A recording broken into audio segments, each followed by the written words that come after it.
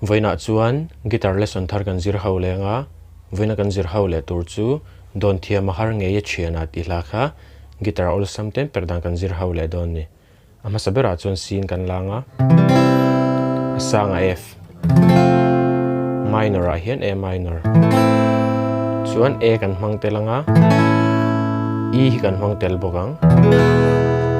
chuan he hla po hi a hlamilin karon play chhuak le dona chuan a strum dan tur chu kan strumang down down down down up tikhana bul tanga top thleng kan kolanga down down down down up down down down down up down down down down up down down down down up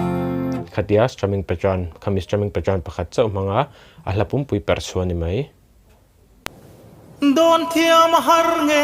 thiana